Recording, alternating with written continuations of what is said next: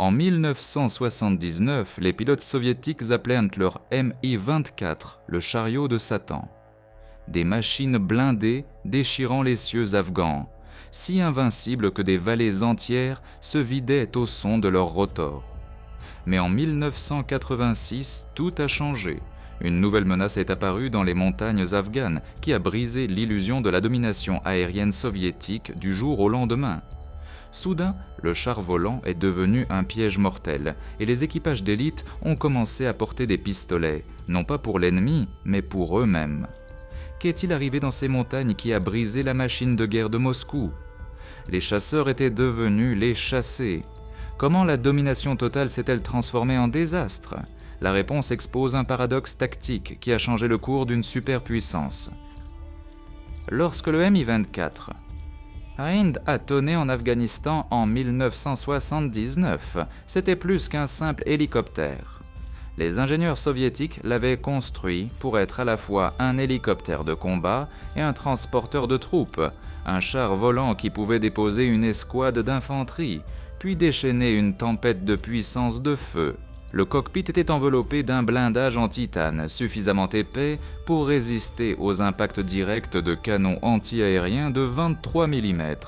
Les pilotes étaient assis derrière un verre pare-balles entouré de panneaux conçus pour protéger contre le type de tir au sol qui avait déchiqueté les hélicoptères au Vietnam. Armé d'une mitrailleuse Yak-B de 12,7 mm à 4 canons dans sa tourelle de nez, le Hind pouvait déchirer les enceintes en briques de terre et les nids de mitrailleuses. Sous ses ailes trapues, il transportait des racks de roquettes de 57 mm et de missiles anti-chars Spiral de 86 mm. Suffisamment de munitions pour aplatir une colline ou arrêter un convoi blindé dans son élan. Les deux moteurs du Mi-24 le propulsaient à des vitesses de plus de 335 km/h, ce qui en faisait l'un des hélicoptères les plus rapides de son époque. Son plafond de service atteignait près de 4500 mètres, suffisamment haut pour franchir la plupart des cols de montagne afghans. La doctrine soviétique prévoyait des frappes de précision depuis plus de 3000 mètres, bien hors de portée des mitrailleuses lourdes des HK et des canons anti-aériens ZPU-1 des Moudjahidines. De cette altitude, le Hind pouvait faire pleuvoir des roquettes ou plonger pour déposer des troupes derrière les lignes ennemies. Les combattants afghans ont appris à reconnaître le son de ces rotors, un tonnerre sourd qui résonnait à travers les vallées et envoyait des villages entiers se précipiter à couvert. Le surnom s'est répandu rapidement, le chariot de Satan. Pour les soviétiques, le Mi-24 était un symbole de supériorité technologique. Pour les Moudjahidines, c'était la terreur devenue réelle. En 1981, près de 300 hélicoptères, dont plus de 200 Hinds, patrouillaient les cieux. En 2 ans, le nombre a gonflé à plus de 500 hélicoptères soviétiques sur le théâtre. Les pertes étaient rares. Au début de la guerre, le blindage et l'altitude du Hind le rendaient presque intouchable. Les pilotes soviétiques, en particulier ceux des régiments d'élite, volaient avec la confiance d'hommes qui croyaient que leur machine était invincible. Ils s'appelaient eux-mêmes les loups gris et s'inscrivaient pour des missions avec des indicatifs d'appel agressifs, certains que leurs chars volants pouvaient encaisser tout ce que les montagnes leur lançaient. Les convois se déplaçaient sous l'ombre du Hind. Les barrages d'artillerie étaient coordonnés avec des tirs de roquettes. La seule présence du Mi-24 éliminait souvent la résistance avant l'arrivée des troupes au sol. Pendant 7 ans, les soviétiques ont contrôlé les airs, et le Hind était la pointe acérée de cette domination. Une machine construite pour la guerre totale, volant au-dessus d'un pays qui semblait impuissant à l'arrêter. Le 25 septembre 1986, dans les vallées étouffées de poussière près de Jalalabad, les règles de la guerre afghane ont changé en un seul éclair. Un groupe de combattants moudjahidines, entraîné quelques jours plus tôt au Pakistan, a épaulé une arme qu'aucun pilote soviétique n'avait jamais affrontée au combat. Un missile Stinger fabriqué aux États-Unis. La cible était un Mi-24 Hind blindé et confiant effectuant une patrouille de routine au-dessus de la limite des arbres. Quelques secondes après le lancement, le missile s'est verrouillé sur l'échappement flamboyant du Hind. En moins de 5 secondes, une machine construite pour survivre aux tirs de canon et aux roquettes a été déchirée par une arme qui coûtait moins cher que la voiture d'un officier soviétique. Le Hind, d'une valeur allant jusqu'à 15 millions de dollars, s'est écrasé en flammes sur le sol rocheux. La route qui a amené le Stinger à Jalalabad passait par des couches de secret. La CIA a expédié les premiers lots à l'ISA pakistanaise, qui les a ensuite fait passer clandestinement la frontière, cachés dans des convois de nourriture et de munitions. La formation était basique, 2 heures avec un instructeur américain, puis directement sur les lignes de front. Les hommes qui ont tiré ce premier missile étaient des ingénieurs et des fermiers, pas des soldats. Mais ce jour-là, ils sont devenus les premiers à prouver que la puissance aérienne soviétique pouvait être abattue par une arme tirée depuis une colline. Les pilotes soviétiques n'ont eu aucun avertissement. Pendant 7 ans, leur doctrine avait prévu des frappes à haute altitude, en sécurité au-dessus de la portée des tirs au sol. Le blindage en titane et la vitesse du Hind l'avaient rendu presque intouchable. Maintenant, en un seul engagement, cette confiance s'est évaporée. Le Stinger ne se souciait pas du blindage. Il chassait la chaleur et les 2 moteurs du Hind brûlaient comme des phares. Il n'y avait pas de temps pour réagir. Aucune manœuvre d'évitement ne pouvait distancer un missile voyageant à Mach 2,2. Le cockpit, autrefois une forteresse, est devenu un piège. Le choc à Moscou a été immédiat. Des rapports ont filtré du terrain, d'abord comme des rumeurs, puis comme des pertes confirmées. Les commandants ont exigé des explications. Les ingénieurs se sont précipités pour trouver des contre-mesures, mais rien dans l'arsenal soviétique ne pouvait égaler la précision ou la portabilité du Stinger. L'équation des coûts était brutale. Chaque Mi-24 perdu était un coût de plusieurs millions de dollars. Chaque Stinger tiré ne représentait qu'une fraction de ce prix, fourni en masse par un ennemi qui n'a jamais mis les pieds sur le sol afghan. Dans les mois qui ont suivi, les pilotes soviétiques ont fait face à un choix. Voler bas et risquer une embuscade par des mitrailleuses et des grenades propulsées par fusée, ou monter haut et risquer la mort instantanée par un missile invisible. Le Mi-24 était censé être invulnérable. À Jalalabad, il est devenu clair que le champ de bataille avait changé. L'ère de la domination aérienne était terminée et un nouveau type de guerre avait commencé. Le missile FIM-92 Stinger est arrivé en Afghanistan comme une arme définie par la science, non par la superstition. Son système de guidage combinait 2 capteurs, infrarouge et ultraviolet, travaillant ensemble pour suivre la chaleur et la lumière d'une manière qui rendait la tromperie presque impossible. Les ingénieurs soviétiques s'étaient appuyés sur des leurres pour confondre les missiles à tête chercheuse de chaleur. Mais le canal ultraviolet du Stinger ignorait ces leurres et se verrouillait plutôt sur la signature distinctive de l'échappement d'un hélicoptère et du souffle du rotor. La tête chercheuse du Stinger n'avait besoin que d'une fraction de seconde pour identifier et suivre une cible. Une fois tiré, le missile ne nécessitait aucun guidage supplémentaire. Sa technologie tir et oubli signifiait que l'opérateur pouvait se mettre à couvert immédiatement pendant que le missile parcourait la distance à plus de Mach 2,2, près de 2700 km/h. Depuis le sol, un Hind à 4000 mètres d'altitude avait semblé intouchable. La portée effective du Stinger de 4800 mètres a brisé cette illusion. Les enveloppes d'engagement se chevauchaient parfaitement avec les altitudes opérationnelles du Mi-24. La fusée de proximité du missile détonnait même s'il manquait de moins d'1 mètre, envoyant des éclats d'obus dans les moteurs ou la poutre de queue d'un Hind. Le résultat était catastrophique, perte de contrôle, incendie et destruction presque certaine. Les statistiques du terrain racontaient le reste de l'histoire. Dans 340 engagements Stinger documentés, 269 avions soviétiques ont été détruits, résultant en un taux de destruction de 79%. Parmi ceux-ci, 27 Mi-24 Hinds ont été confirmés perdus à cause des Stingers, chacun effaçant des années de conception et des millions de dollars en quelques secondes. Les chiffres ont éliminé tout espoir d'une solution technique. Aucune quantité de blindage ou de contre-mesure ne pouvait surmonter un missile qui voyait à travers chaque ruse, frappait au-delà de la portée visuelle et tuait avec une certitude presque mathématique. L'altitude est devenue une question de survie, non de stratégie. Les pilotes soviétiques de Mi-24 étaient piégés dans une enveloppe rétrécissante entre deux types de morts. Au-dessus de 2000 mètres, chaque seconde dans les airs signifiait risquer un verrouillage Stinger. Le chercheur du missile ne se souciait pas des leurres ou des virages d'évitement. Une fois qu'il captait la signature thermique des deux moteurs du Hind, il suivait sans relâche. Monter plus haut n'offrait aucune sécurité. La portée du Stinger s'étendait à près de 5000 mètres, chevauchant les altitudes mêmes que la doctrine soviétique appelait autrefois sûres. Descendre plus bas apportait son propre ensemble de dangers. À hauteur de cimes d'arbres, la structure massive du Hind et sa maniabilité lente en faisaient une cible facile pour les mitrailleuses lourdes et les grenades propulsées par fusée. Les combattants afghans ont appris à installer des embuscades le long des trajectoires de vol probables, utilisant les vallées pour canaliser les hélicoptères dans des zones de destruction.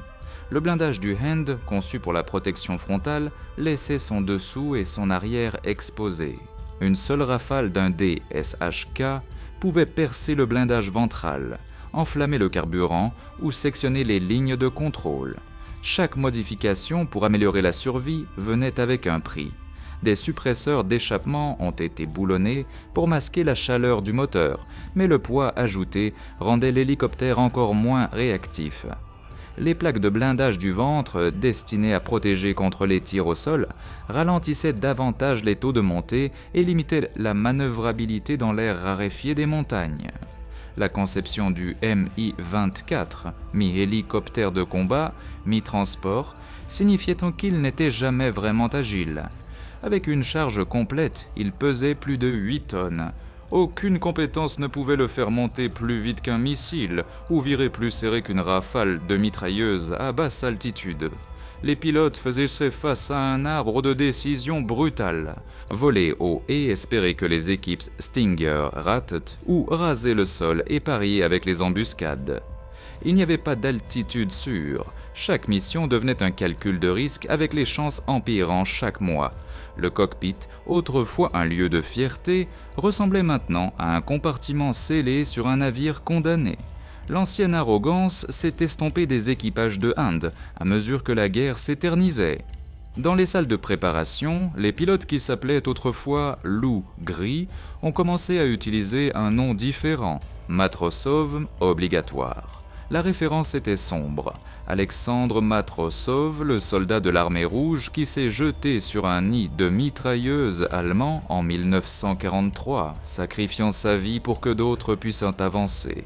Pour les hommes volant en Afghanistan, après 1986, la comparaison semblait moins un mythe qu'une réalité quotidienne. La blague, si c'en était une, était que chaque mission était maintenant un acte de sacrifice de soi.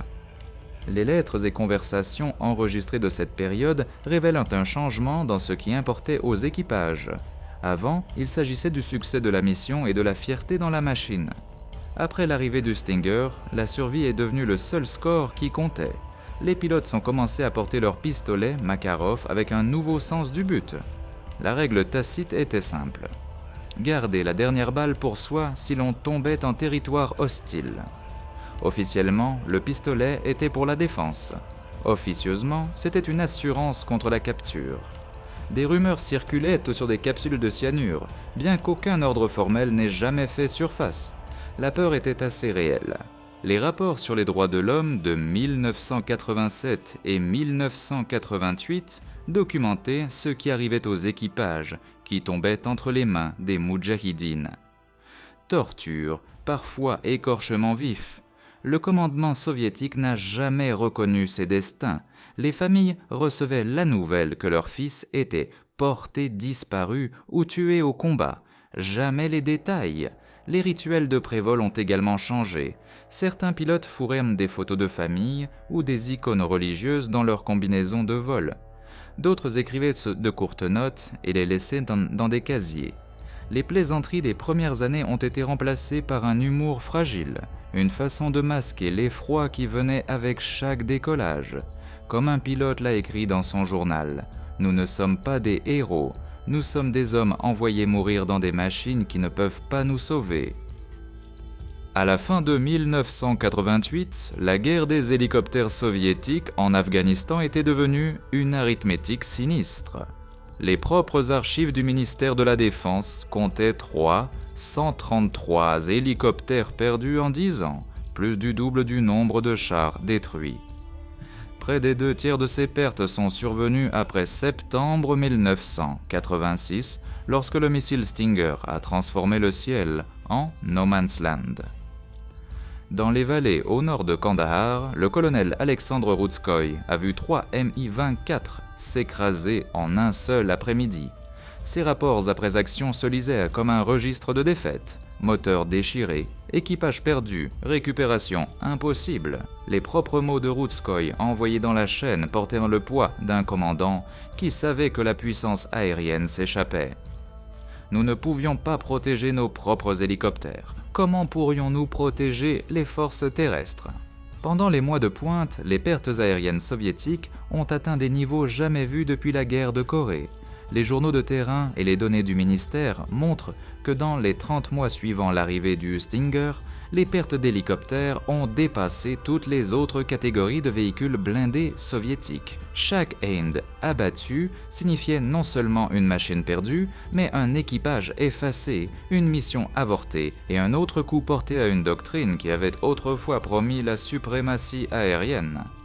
Le registre continuait de croître, chaque entrée un pas de plus vers le retrait. Le Pentagone lui a donné un nom en 1987.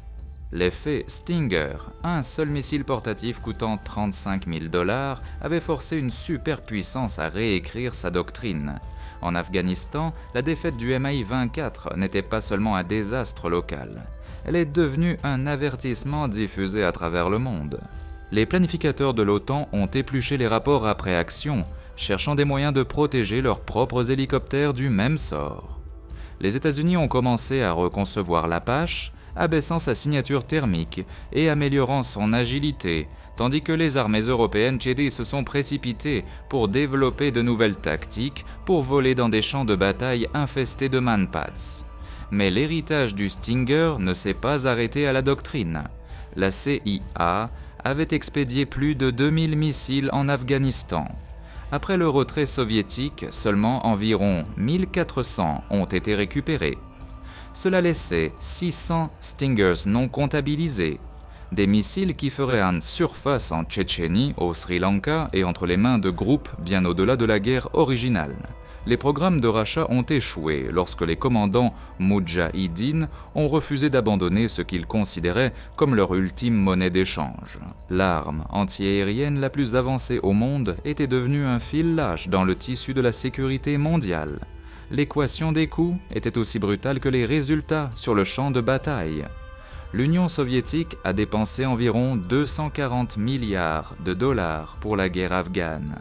L'ensemble du programme Stinger, y compris la formation et la logistique, a coûté aux États-Unis seulement 3 milliards de dollars. Pour chaque Mi-24 perdu, des millions disparaissaient en fumée et en feu. Pour chaque Stinger tiré, le calcul de la guerre moderne changeait. En Ukraine, des décennies plus tard, les hélicoptères russes tombaient sous de nouvelles générations de missiles occidentaux. C'est la preuve que l'effet Stinger résonne encore longtemps après que le dernier Hind s'est écrasé dans la vallée du Panjshir. Aujourd'hui, des missiles de $35 000 abattent toujours des hélicoptères de combat de plusieurs millions de dollars, tout comme ils l'ont fait en Afghanistan il y a près de 4 décennies. Les guerres modernes, de l'Ukraine à la Syrie, répètent la même erreur tactique, surestimer le blindage et sous-estimer l'adaptation. La leçon perdure dans chaque épave fumante, la technologie seule ne garantit jamais la victoire. En fin de compte, ce sont les survivants qui réécrivent les règles. Partagez vos réflexions sur la façon dont cet héritage façonne les conflits d'aujourd'hui.